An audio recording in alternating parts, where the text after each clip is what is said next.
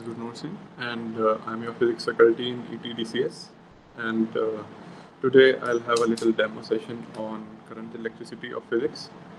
And how I'll proceed in general in throughout my lecture series is that I'll first start with basics, and then we'll have a little NCRT type questions within the basics, like so that you have a sense and you grasp the basics properly.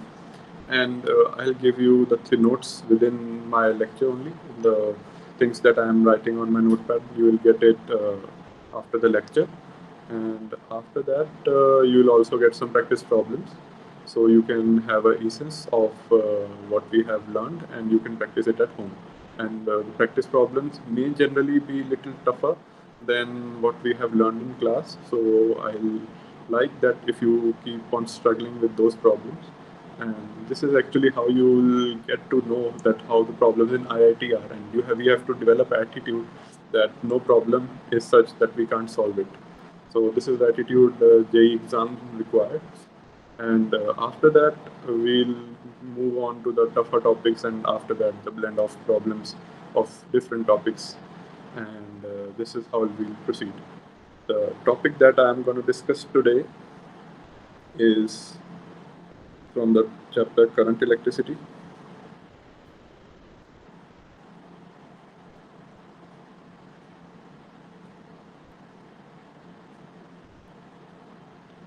Yeah, so this is the danger sign.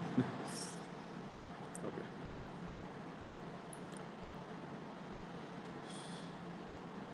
So you must have heard about this Kirchhoff's law, and there are two Kirchhoff's law. One is KCL and the other is KVL.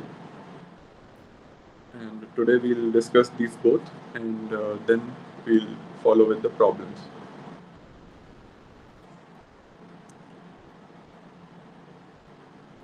KCL. Let me change the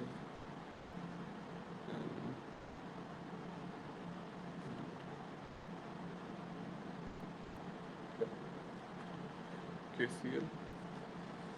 So it is the first law of Kirchhoff's, and what it actually says in essence is it's a junction law, and it says that current entering through a junction is same as the current flowing out of it. That is at A is equal to 0. So this is what it essentially says. Excuse me for this tab that's above and below, because I didn't find a better way now. So I'll improve on this. And so this is what it actually says. Suppose this is current I1, I2, I3. तो ये तो तुम लोगों को पहले ही पता था कि I1 is equal to I2 plus I3. This is for any like just an example. अगर सिर्फ 3 पॉइंट्स हैं, अगर 3 करंट्स आ रहे हैं 1, 2 and 3, so we'll get a equation that I1 is equal to I2 plus I3. So this is Kirchhoff's first law, which is called KCL. And the question may be asked that what is Kirchhoff's first law based on? So basically, Kirchhoff's first law is based on conservation of charge. Law of conservation of charge. How? I'll tell you.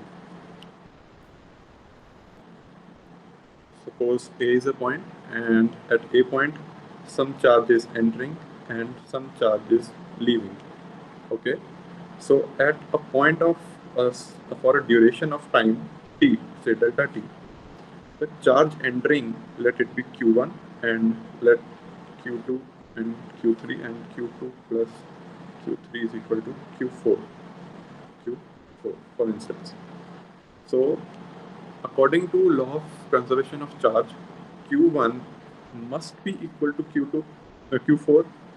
So we have assumed that Q2 and Q3, all the charges that are leaving the point A will be equal. So Q1 must be equal to Q4, and since Q1 is equal to Q4, we can divide it by delta T, and we'll get that charge in a specific time, the current at a specific time is equal.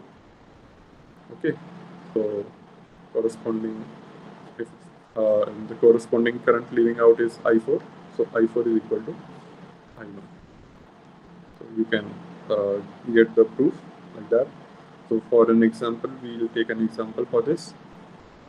Just a very small example. This is actually nothing. You must be wondering that why are we even learning this? Because this is just a law of common sense. You can say that ये तो पहले ही पढ़ रखा होगा कि अगर कोई भी दो वायर से करंट आ रहा है, से I1 है, ये I2 है, और इधर I3, इधर I4.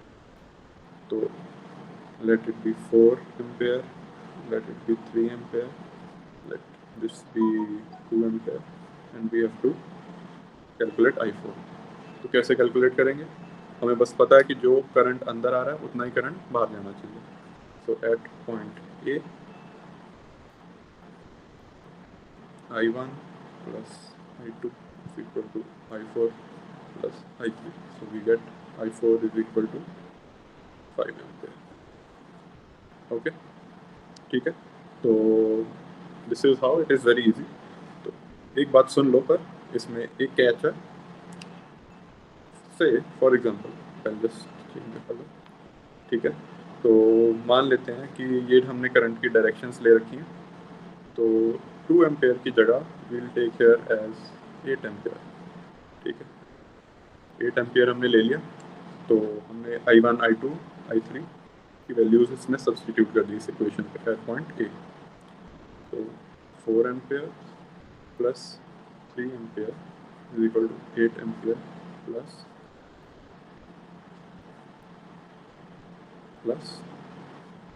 I4. तो इसमें हमें I4 क्या मिल जाएगा? -1 एम्पेयर. तो अब इसका क्या मतलब है -1 एम्पेयर? तो इसका कुछ मतलब नहीं है. सिंपल सी इसकी मतलब ये है कि हमने जो डायरेक्शन इसकी I4 की अज्यूम की है वो उसके उल्टी साइड चल रहा है. तो I4 की direction is this, current is moving in this direction at 1 ampere. ठीक है, तो ये भी वैसे बेसिक ही था, but you need to know about this. Okay, so now we will start with second law, which is Kirchhoff's voltage law.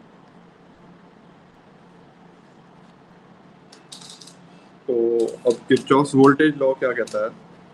The algebraic sum of potential that is around a loop, a closed loop, is always zero. Okay, तो इसमें मैं लिख देता हूँ.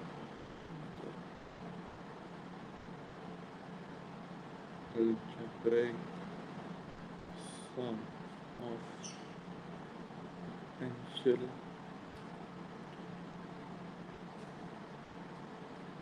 of closed loop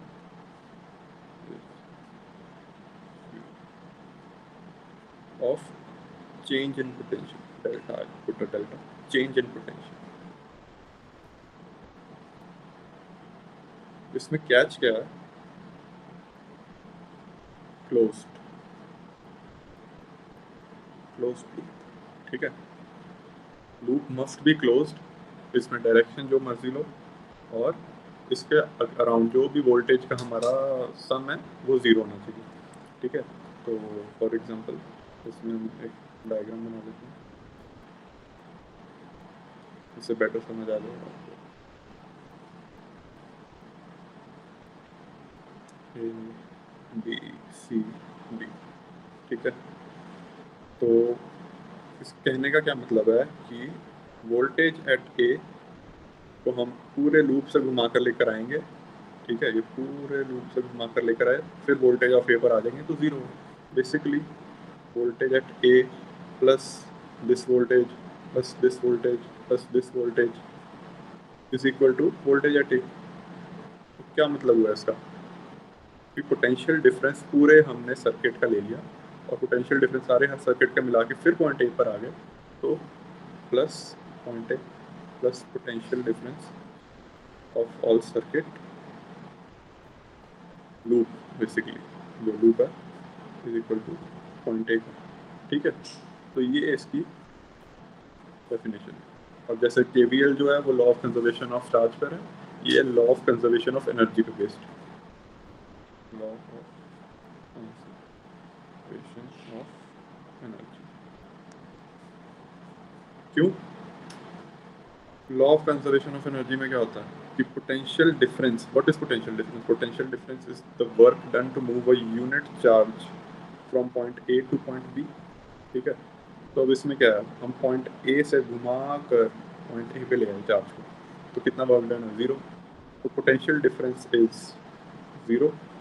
तो इसलिए जो हमें पोटेंशियल डिफरेंस ही 0 है, तो इसलिए ये उसकी के बेस पे लॉ बनेगा। तो हम ऐसे लिख देते हैं कि हम इस लूप पे जा रहे हैं, तो ए बी सी डी फिर ए, लूप में जो नेट वोल्टेज पोटेंशियल डिफरेंस है 0, ठीक है। अब जो के वी एल है वो स्लाइटली, इसको थोड़ा सा हमें और समझना चाहिए, ठीक है। इसमें हमने 2-3 पॉइंट्स जो हैं वो ध्यान देंगे, ठीक है। पहला, हमने जो लूप है वो बहुत ही ध्यान से चूज करना है, ठीक है। क्लोज लूप होना चाहिए, ठीक है, क्लोज लूप,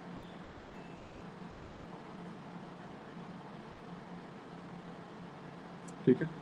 उसके बाद सेकेंडली, क्लोज लूप लेने के बाद हमने चूज करना है उसकी डायरेक्शन, जिसमें हम करंट चेक करेंगे। अब ये देखो, इसमें हमने डायरेक्शन ली क्लॉकवाइज, ठीक है, ये क्लॉकवाइज डायरेक्शन लिया। ऐसे ही हम एंटी क्लॉकवाइज भी ले सकते हैं, क्लॉकवाइज और एंटी क्लॉकवाइज, ठीक है। एंटी क्लॉकवाइज और क्लॉकवाइज। पर एक ही सर्किट में हमें या क्लॉकवाइज रखना है या एंटी क्लॉकवाइज रखना है। तो मैं जो भी ये कह रहा वो गलत कह रहा। किसी भी एक लूप में क्लॉकवाइज कर लो या एंटी क्लॉकवाइज कर लो, पूरे सर्किट में सेम डायरेक्शन से चलना कोई ज़रूरी नहीं है। अगर मान लो ये आपका सर्किट है, यहाँ रजिस्टर लगा है, बैटरी लगी है, रजिस्टर लगा है, ठीक है। तो इसमें आप ऐसे भी कर सकते हो, ठीक है, या फिर ऐसे ऐसे भी कर सकते हो, या फिर ऐसे भी कर सकते हो, कोई दिक्कत नहीं है, ठीक है। तो हमने बस जो चूज कर लिया वो अपने माइंड में रखना है कि अब मान लो कि दोनों को हमने क्लॉकवाइज मान लिया, ठीक है। अब इसका जो सॉल्व करना, जो इक्वेशन लिखनी है वो क्लॉकवाइज के हिसाब से लिखनी है, ठीक है। जो ऐसे को सॉल्व करेगा उसकी भी इक्वेशंस बन जाएंगी, जो ऐसे करेगा सॉल्व, सेकंड वे से करेगा सॉल्व, वो भी सही है, ठीक है। तो किसी भी वे से सॉल्व करो तुम्हारा आंसर आ जाएगा, ठीक है। उसके बाद जो तुमने ध्यान रखना है कि तुम्हारे सर्किट में ये कितने पॉइंट हो गए, 2 पॉइंट लिख लिए, ये थर्ड पॉइंट, जो रजिस्टर और जो सेल है इनका पोटेंशियल ड्रॉप कैसे लेना, इनका पोटेंशियल ड्रॉप बहुत ही ध्यान से लेना, ठीक है। तो मान लो ये सर्किट है, ठीक है। तो अब इस सर्किट में तुमने ये डायरेक्शन ली, ठीक है, और इसके क्रॉस बी ए। तो तुमने कैसे शुरू करना है, मान लो ये ए है, ये बी है, ये तो सारा एक ही पॉइंट है, पॉइंट सी है, ठीक है, बी ए। अब इसमें ये ऐड हो जाएगा बैटरी में, जब भी lower potential to higher potential जाना, ठीक है, तो पोटेंशियल ऐड होगा। मान लो ये 10 वी प्लस 10 वोल्ट, ठीक है। उसके बाद ये मैंने वी ए मान लिया था इसका, ठीक है, वी सॉरी इसको कुछ और मान लेते हैं, वी वन मान लेते, वी आर मान लेते हैं, ठीक है, इसको वी आर, ठीक है, वी ए प्लस 10 वोल्ट। अब इसके बाद बिकॉज करंट हमने जो लिया है वो सेम डायरेक्शन में है जिस डायरेक्शन में रेजिस्टेंस में ड्रॉप आ रहा है, रेजिस्टेंस में ड्रॉप आ रहा है, ठीक है ना। तो रेजिस्टेंस में ड्रॉप आ रहा है तो मतलब माइनस वी आर। अब आप सिंपल सी बात सोचो, करंट हमने मान लिया इस डायरेक्शन में, ठीक है ना, ये इस डायरेक्शन में मान लिया, तो रजिस्टर में करंट यहाँ से यहाँ फ्लो हो रहा है, तो अगर यहाँ से यहाँ फ्लो हो रहा है करंट, तो ऑब्वियसली इसका पोटेंशियल जो है वो ज़्यादा होगा और इसका कम होगा, ठीक है ना। इसका ज़्यादा इसका कम है, तो हमने इसमें पोटेंशियल जो है वी आर वो माइनस कर दिया, is equal to point C और पॉइंट ए का तो सेम ही है, ठीक है, इज इक्वल टू वी है। ये आपकी इक्वेशन इस लूप के लिए बन जाएगी, ठीक है। तो हमने याद क्या रखना है फॉर बैटरी, ठीक है, always see the direction of कि किस डायरेक्शन में सेल लगा। इसमें हमें कोई करंट की डायरेक्शन जो हमने अज्यूम की उससे कोई लेना देना नहीं है, ठीक है। वोल्टेज जो है यहाँ पे हायर हो रही है, ठीक है, according to cell terminals for resistor according to current direction assumed, ठीक है। ये चीज़ें कुछ बस ध्यान में रखनी है, ठीक है। उसके बाद अब और कोई भी डाउट हो तो आप मुझसे पूछ सकते हो। ये सिंपल से लॉ है, पहला लॉ तो कुछ भी नहीं है, ये तो ऐसा है कि तुम क्वेश्चन करते करते तुमने जब इक्वेशंस लिखोगे उसके साथ साथ में तुम इसको तुम्हें पता भी नहीं लगेगा कि तुमने यहाँ पे केसीएल लगाया कि केवीएल लगा लिया, ठीक है, क्योंकि इतना तुम्हारा फ्लुएंट हो जाएगा, ठीक है। तो केसीएल तो तुम साथ साथ में कैसे करोगे, केसीएल मैं आपको बताता हूँ।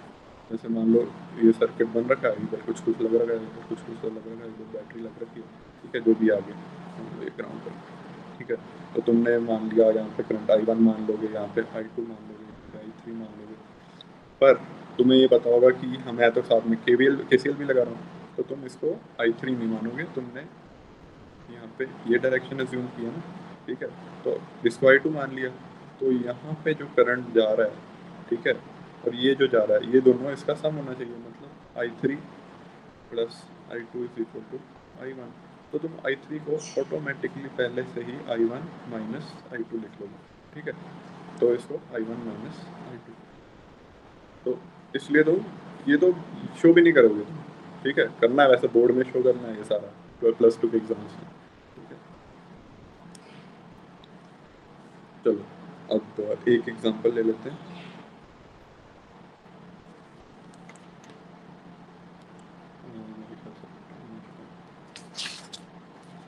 Example will continue in the next video.